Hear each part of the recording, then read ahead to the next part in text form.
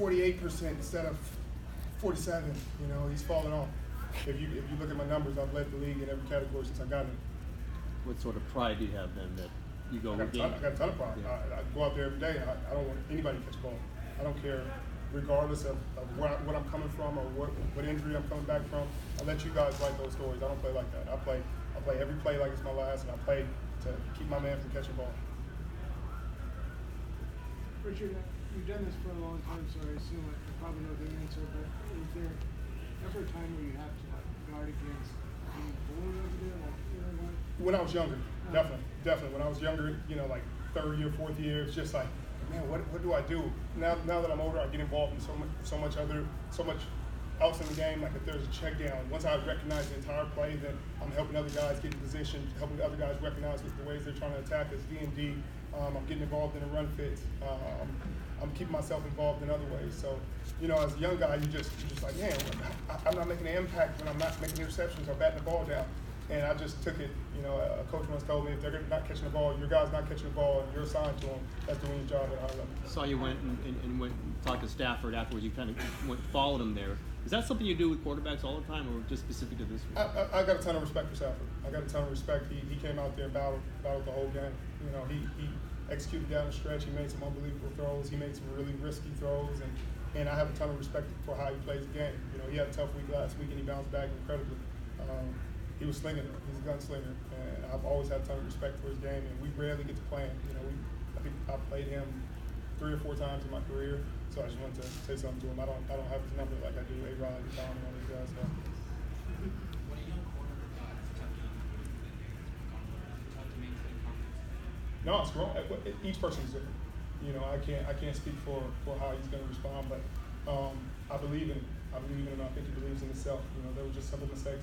And got a little handsy on plays, and it just, you know, it's like what's the thing? When everything. What is it? Murphy's Law. Murphy's Law. You know, it's one of those things where Murphy's Law kicks in, and some people respond to Murphy's Law with a laugh, you know, and say, "Oh man, can't get no worse than this." So I might as well just put my foot in the ground and make a ton of plays. And some people kind of fold up. So we'll see how he responds this week, but I think he's going to respond well. Richard, we've seen you very upset about holding calls. I assume you thought that was a good call on the holding call on George Kittle. Which I actually didn't see that. Oh, that was the one that negated their interception. Is that what they call? Is that what? Yeah. Honestly, I wasn't even looking over there. I was looking at the other side of the field, so I didn't see what happened. I just saw the field. I got to see it.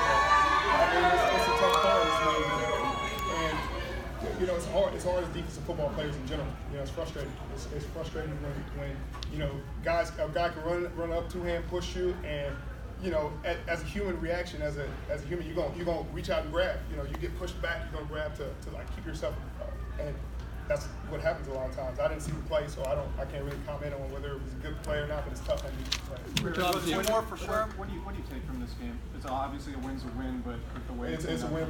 The win's a win, but it feels like a loss. To me, you know, we played like crap down the stretch on defense. You know, offense, they gave us 30 points. You know, it's 30-13 going to fourth. We got to execute down the stretch. Stafford's a good quarterback. They're a good team, but we got to execute down the stretch, and we got to play better. I think it's a good lesson, learning lesson for a young team that we needed. You know, it's a humbling lesson.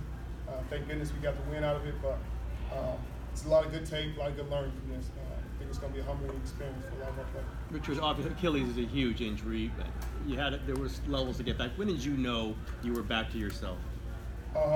Honestly, probably around June, July.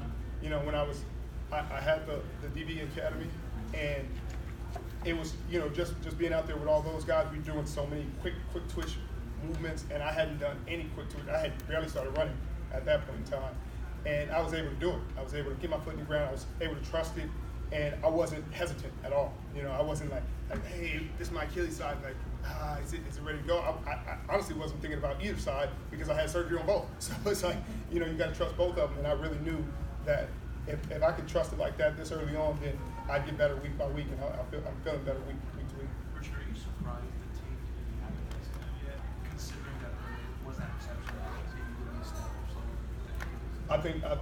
I think that's just a perception.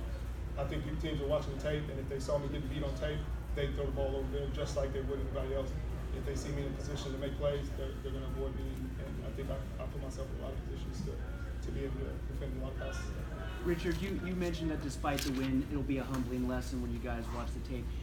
Is that purely execution, or is there a mental state that young teams have to learn to kind of close teams out? Both. It's execution because Salah called an incredible game, and on 3rd and 15, with the game on the line, they run the same play over and over and over, and the corner has to hinge on the backside. You just got to do your job. That was fundamental.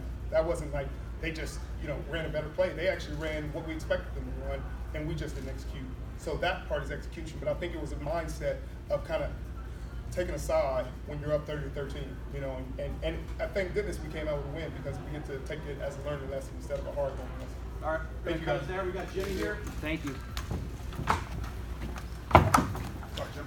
Hard to follow that.